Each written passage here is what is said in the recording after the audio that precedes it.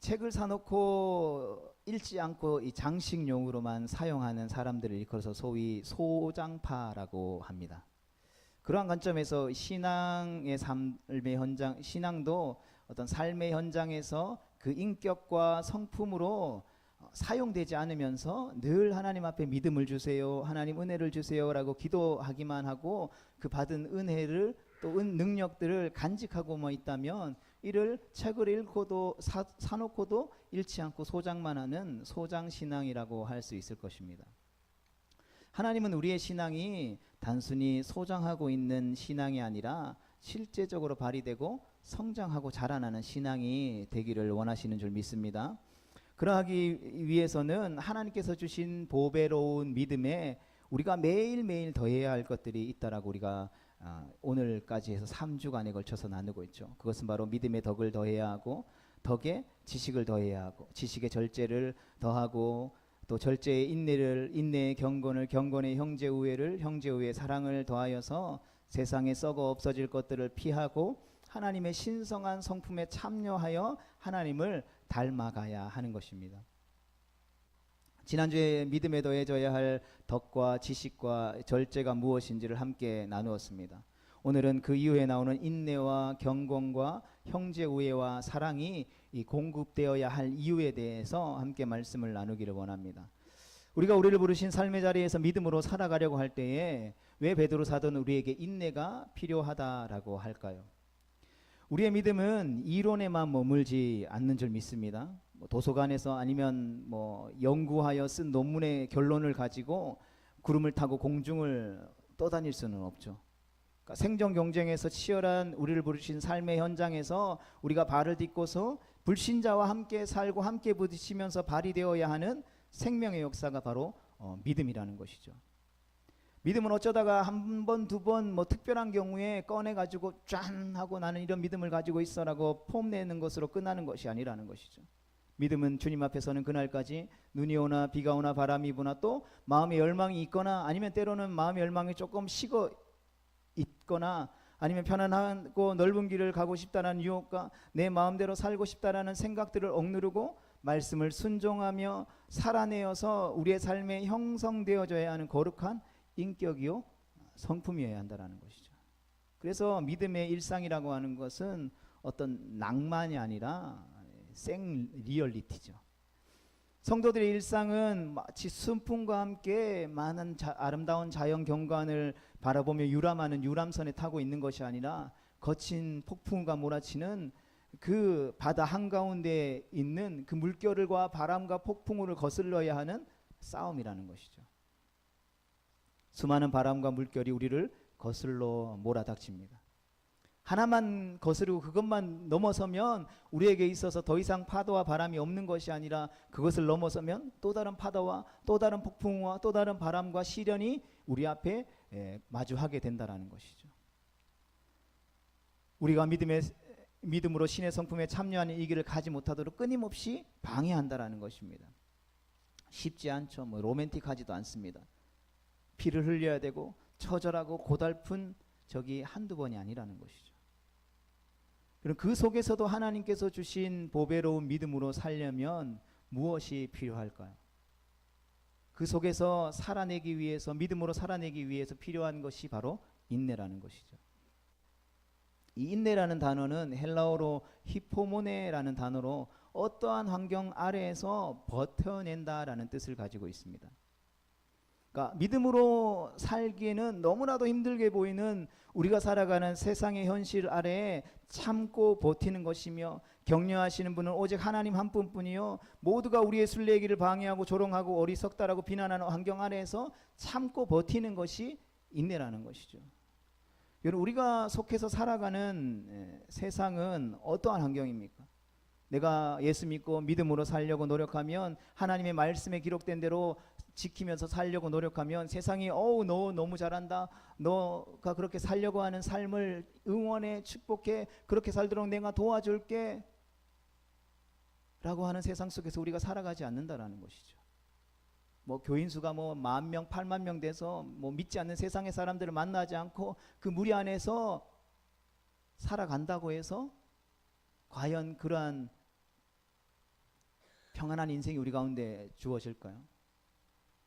이제 요즘 우리가 살아가는 이 시대의 어떤 종교에 대해서 이렇게 통계를 내고 또 발표한 자료들을 보면 보편적으로 우리가 어떤 환경 가운데 살아갈 때 10명의 사람들이 있으면 그 가운데에서 예수님을 믿는 사람은 한 명도 채 되지 않는다라는 거죠. 그 중에서 신이 있다라는 존재를 믿는 사람도 한 명을 넘을까 말까한 시대라는 거죠. 무슨 말입니까? 나머지 9명은 신이라는 존재 자체를 믿지 않고 우리가 믿는 하나님에 대해서, 예수님에 대해서, 성령님에 대해서 전혀 믿지 않고 있는, 그냥 믿지 않는 것으로 멈춰서는 게 아니라 그것들을 부정하고 또 그것들을 우리가 드러내고 나타내려고 하면 핍박하는 상황 속에서 우리가 신앙생활을 한다라는 것이죠. 그 10명이라는 사회 속에서 내가 오너가 되고 사장이 되면 그나마 견딜만 하겠죠. 그러나 우리의 대부분은 그 10명 중에서 맨 밑에서 일하고 있는 사람일 것입니다. 결코 쉽지 않은 낭만적이지 않은 삶의 환경에서 우리의 믿음을 지키면서 살아가야 한다는 것이죠. 그러하기에 인내라는 것이 없으면 믿음의 길을 끝까지 갈 수 없다라는 것이죠. 그래서 덕과 지식과 절제가 있는 믿음에는 반드시 인내가 필요하다라는 것입니다. 그런데 베드로 사도는 거기에 더해서 인내에 경건이라는 것을 더해야 한다라고 권면하고 있습니다. 그러니까 믿음의 덕의 지식을, 지식의 절제를, 절제의 인내를 더하여 진전되어야 하는 모든 성도의 삶, 그것이 무엇으로 열매 맺어야 한다라고 말하는 겁니까? 하나님을 향한 진실한 사랑에 근거한 경건으로 열매 맺어야 한다는 것이죠. 그러니까 지금까지 살펴본 모든 믿음의 덕목들은 하나님 앞에서 그리고 하나님을 향한 경건으로 지향되어야 합니다. 그러니까 경건은 우리의 삶을 하나님께로 향하게 하는 거죠. 그래서 만약 믿음에 우리의 경건이 공급되어지지 않는다라고 한다면 우리의 믿음이라고 하는 것은 덕에 지식을 더하고 절제와 인내까지 더해서 무엇을 나타내려고 합니까? 자기를 증명하고 자기의 야망을 이루는 도구로 전락할 수 있는 위험성이 있다라는 것이죠.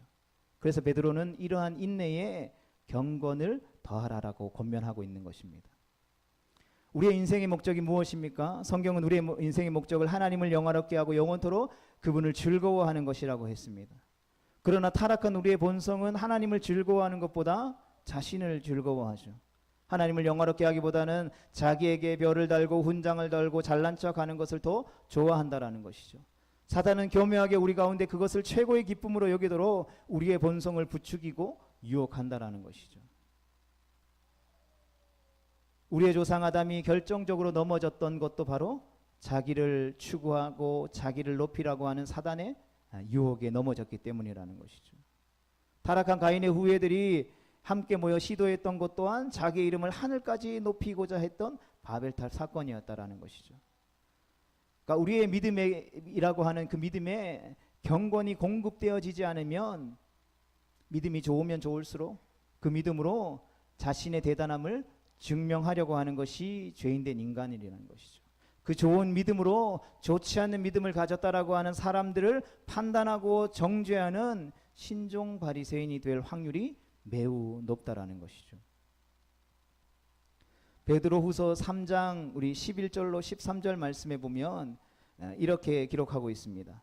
이 모든 것이 이렇게 풀어지리니 너희가 어떠한 사람이 되어야 마땅하냐? 거룩한 행실과 경건함으로 하나님의 날이 임하기를 바라보고 간절히 사모하라.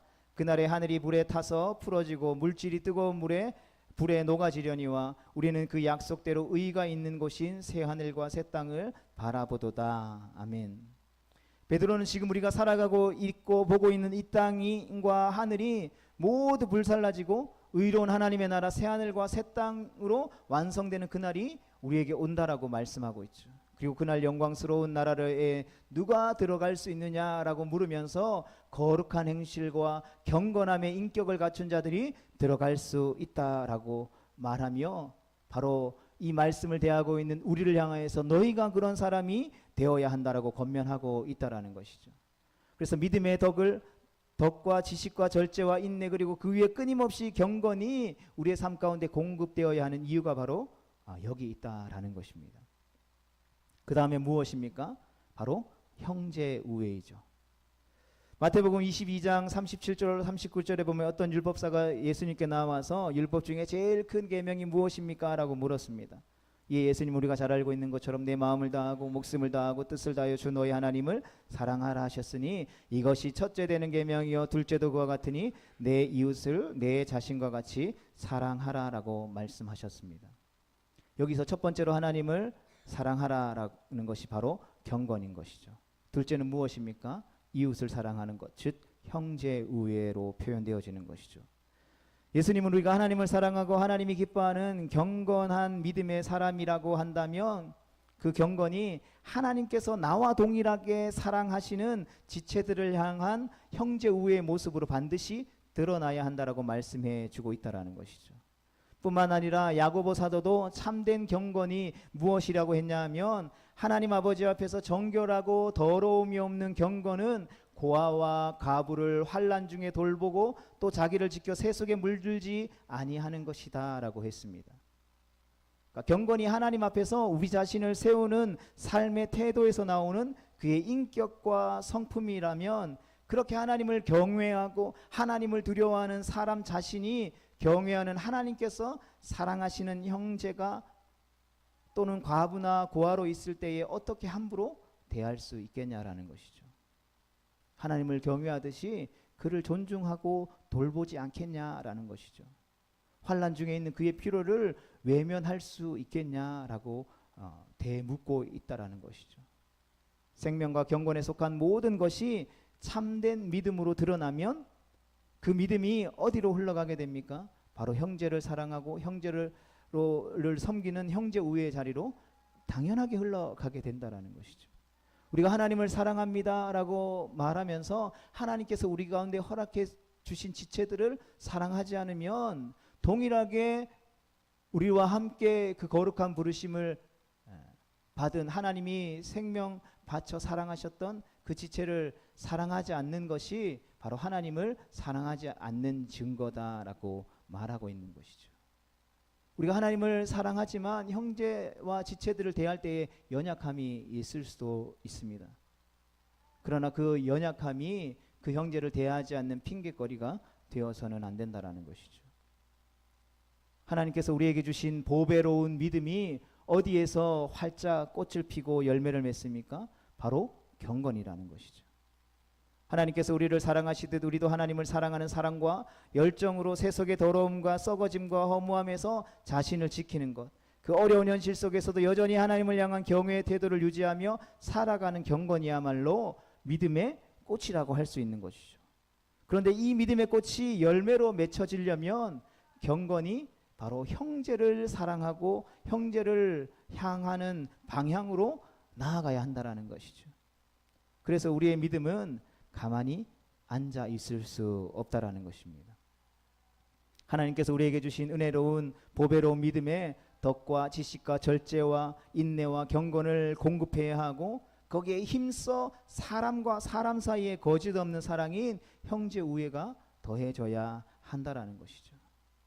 그래서 우리가 주일날 교회에 나와서 예배를 드리죠. 하나님 앞에 온 마음을 다해서 예배를 드립니다. 예배가 끝나자마자 뒤도 돌아보지 않고 집에 가게 됩니다. 우리가 그렇게 된다면 어쩌면 건강하지 못한 하나님을 경외함이라 할 수 있는 거죠. 완전하지 못한 경건함이라고 할 수 있는 거죠. 우리가 하나님을 사랑한다라면 하나님께서 우리에게 허락한 공동체 안에서 지체들과의 성도의 교제가 반드시 이루어져야 한다라는 것이죠. 그렇기 때문에 믿음의 선진들이 우리에게 우리의 신앙이 무엇입니까? 라고 물었을 때에 그들이 400년이라는 시간 동안 수없이 많은 피를 흘리며 수고하며 애쓰며 우리에게 남겨줬던 신앙의 유산인 사도신경에 바로 성도가 서로 교통하는 것이 성도의 교제가 들어가 있는 거죠. 그냥 단순히 뭐 교회 가면 뭐 끝나고 나면 먹고 마시는 거, 요즘에 뭐 누가 밥 못 먹고 다녀서 뭐 밥 먹고 뭐 수다 떨고 하냐? 그런 수준으로 이야기하는 게 아닌 거죠. 우리가 그 작은 공동체 안에서 그것들을 통해서 이 하나님이 우리에게 맡겨주신 형제 우애의 사랑을 어떻게 하면 실천할 수 있을지 계속해서 훈련하고 연단하는 과정 속에 있다라고 하는 것을 우리는 기억해야 한다는 것입니다. 그렇다면 어떻게 경건의 이 형제 우애의 사랑을 더할 수 있습니까? 고아와 과부를 환난 중에 돌보는 계산적이지 않고 거짓이 없는 사랑, 상대가 나에게 원수같이 대하고 나를 핍박한다 할지라도 원수 갚는 것을 하나님께 맡기고 그를 위해 축복하고 그를 먹이고 입히는 선으로 악을 이기는 그러한 사랑, 그러면서도 상대가 가지고 있는 악을 철저하게 미워할 수 있는 그 사랑, 이 형제 우애가 가능하게 여겨지십니까? 여러분, 우리가 그것들을 할 수 있을까요? 그러나 형제 우애만이 아니죠. 앞서 사도 베드로가 언급한 덕과 지식과 절제와 인내와 경건과 형제 우애는 모두 우리의 힘만으로 더해질 수 없다라는 것을 우리는 철저히 알죠. 저는 여기에서 나온 그 순서대로 너무 잘하고 있습니다라고 이야기하는 분 계십니까? 저랑 자리를 바꿔야 될 것 같습니다. 우리의 힘만으로 결코 더해질 수 없다라는 것이죠. 그러니까 죄인된 우리의 본성이 결코 그런 일들을 가능하게 하지 않는다라는 것이죠. 여러분, 그게 가능했다면 누가 교회에 나오겠어요? 산에 들어가서 돛 닦아서 세상에서 이것들을 다 이룰 수 있다면 불가능하다라는 것이죠. 그러나 그 불가능 속에서 우리가 기억해야 하는 것이 무엇입니까? 우리가 누구냐라는 것이죠. 베드로후서 1장 3절에서 말씀하고 있는 것처럼 우리는 이미 하나님의 신비하고 놀라운 능력으로 생명과 경건에 속한 모든 하나님의 은사들을 받은 사람들이라는 것이죠. 하나님의 사랑을 받은 사람들이라는 것입니다. 그리고 그 사랑과 은혜로 신성한 성품에 참여하도록 부르심을 받았다라는 것이죠. 그리고 그렇게 부르심을 받은 사람이 교회라고 하는 공동체 안에 하나님이 숨겨놓으신 그러한 하나님의 은사의 은혜의 성품들을 찾아서 그것들로 힘을 얻고 그것들로 능력을 얻어서 이 형제 우애와 관련된 이 모든 것들을 감당할 수 있게 된다라는 것이죠. 우리의 타락한 본성으로는 도무지 할 수 없는 그 형제 우애지만 이미 받았고 지금도 받고 있고 앞으로도 계속해서 받을 하나님의 사랑을 기억하고 그 사랑이 나의 삶 가운데 역사하도록 하나님의 말씀과 우리 안에 계시는 성령 하나님의 그 음성 가운데 우리가 순종하며 반응할 때에 불가능해 보이고 가능하지 않게 여겨지는 그 형제 우애는 가능한 열매들로 우리의 삶에 가득 맺히게 된다라는 것입니다. 그래서 베드로는 마지막으로 경건과 형제 우애를 말하면서 그것을 가능하게 해줄 하나님의 사랑을 더하라고 끝을 맺고 있다라는 것이죠. 성도 여러분, 지금까지 살펴본 믿음에 더해져야 할 덕목들을 가능하게 하는 것이 바로 하나님의 사랑이라는 것이죠. 삼위일체 하나님께서 서로 사랑하시면서 우리에게 부어주신 그 아가페의 사랑, 그 신기한 능력으로 생명과 경건에 속한 모든 것이 우리 가운데 부어졌고 지금도 교회를 통해서 부어지고 있는 이 사랑을 기억하고 경험하고 우리가 그 사랑에 반응하고 순종할 때에 경건의 형제 우애가 가능해진다라는 것이죠. 우리는 우리를 거듭나게 하시고 보배로운 믿음을 통해 신성한 성품에 참여하는 삶을 살게 하신 하나님의 이러한 은혜 속에 살아가고 있습니다. 부패하고 타락한 인생을 불러서 거듭난 하나님의 백성 되게 하시는 것은 전적인 하나님의 은혜입니다. 우리가 거기에 보탤 수 있는 것은 단 아무것도 없다라는 것이죠. 그러나 하나님의 은혜는 우리로 하여금 세상에 썩어질 것을 피하여 하나님의 거룩함을 향하여서 자라가도록 요구하고 계시다라는 것이죠. 그리고 은혜를 받은 값없이 구원을 선물로 받은 은혜로 구원받은 하나님의 백성들은 누구든지 이 부름에 응답해야 하는 것이죠. 그리고 자신의 전 인격을 바쳐서 순종함으로 나아가야 한다라는 것입니다. 그리고 그 하나님의 은혜는 우리를 향하여서 자발적인 순종과 응답을 요구하는 것이죠. 그것이 바로 믿음의 덕을, 덕의 지식을, 지식의 절제를, 절제의 인내를, 인내의 경건을, 경건의 형제 우애를, 형제 우애의 사랑을 더욱 힘써 더하라는 의미인 것입니다. 우리가 받은 믿음의 이러한 것들을 구하고 공급해야 하는 것은 우리에게 주어진 책임이라는 것이죠. 우리가 반드시 해야 할 것이라는 것입니다. 그러하게 사도 베드로는 더욱더 힘써서 이런 것들을 더하라고 권면하고 있는 것이죠. 더욱더 힘써야 할 이것들을 순종과 응답 없는 값싼 은혜로 보관하거나 내버려 두지 않기를 베드로 사도는 간절히 권면하고 있는 것입니다. 어떤 기도로 때우거나 종교적인 행위로 때우고 지나가지 않기를 소망하고 있는 것이죠. 기도하면서 이를 악물고 힘써 반응하며 순종하며 구해야 할 덕목들이라는 것이죠. 그러하기에 하나님께서 우리 가운데에 요구하고 있는 믿음의 삶을 위한 이 모든 덕목들은 선택사항이 아니라는 것이죠. 모든 열심을 쏟아부어 더하고 공급해야 할 교회와 성도의 필수 사항이라는 것이죠. 그냥 단지 내가 열심히 노력하면 되겠지라는 그러한 안일한 생각이 아니라 모든 열심을 쏟아부어야 한다라는 것이죠. 젖먹던 힘까지 다해서 혹은 더 이상 견딜 수 없는 지점에 서도 허락되는 모든 은혜의 수단들을 동원해서 더하고 구해야 할 덕목들이라는 것입니다. 그것이 더욱 힘써 너희 믿음에 이런 것들을 더하라고 권면하고 있는 말씀의 의미인 것이죠. 왜 그렇습니까? 그래야 거짓과 함께 밀려오고 있는 그 세속의 물결들을 피할 수 있고 하나님을 아는 지식에서 우리가 자라갈 수 있으며 하나님께서 우리를 부르신 그 신성한 성품에 참여하는 하나님을 닮아갈 수 있는 참 그리스도인이 될 수 있기 때문이라는 것입니다. 언젠가 주님 다시 오실 그날에 지금 우리가 눈으로 보고 손으로 만지는 이 땅과 이 하늘이 큰 소리로 떠나가고 물질이 뜨거운 불에 불려 녹아지듯이 모든 것이 타서 녹아지고 새하늘과 새 땅에 내려와 의로운 하나님의 나라가 완성될 것입니다. 그때 그토록 우리가 그리워하고 소망하던 그 하나님을 우리가 뵐 때에 하나님께서 우리에게 기대하는 것이 무엇이겠습니까? 우리가 얼마나 돈을 많이 저축해 가지고 있는지, 얼마나 노후 자금을 잘 마련해서 노후의 평안한 삶을 살았는지 기대하시겠습니까? 얼마나 교회 와서 헌금을 많이 했는지 기대하시겠습니까? 아니면 얼마나 세상에서 높은 권력의 자리에 앉았느냐겠습니까? 아니면 얼마나 더 큰 직분과 사람들에게 칭송받는 자리에 앉았는지 하나님이 우리를 향해서 묻고 기대하시겠습니까? 얼마나 많은 명예를 받았고 얼마나 주변 이웃들 가운데 칭찬을 받았는지 묻겠습니까? 얼마나 많은 사람들에게 인정받았는지를 하나님이 우리 가운데에 기대하고 계시겠습니까? 하나님이 그 마지막 날 우리를 부르실 때에, 우리를 찾아오셔서 만나셨을 때에 우리에게 기대하는 것은 다른 어떤 것이 아닌 줄로 믿습니다. 바로 하나님의 신성한 성품에 참여하여 예수 그리스도를 닮아가는 우리 자신을 기대하고 계시는 것입니다. 주님의 형상을 닮아가고자 노력하고 몸부림치며 피 흘리기까지 죄와 싸우며 주님을 향해서 몸부림치는 우리 한 사람 한 사람을 주님께서 기뻐 받으시는 줄 믿습니다.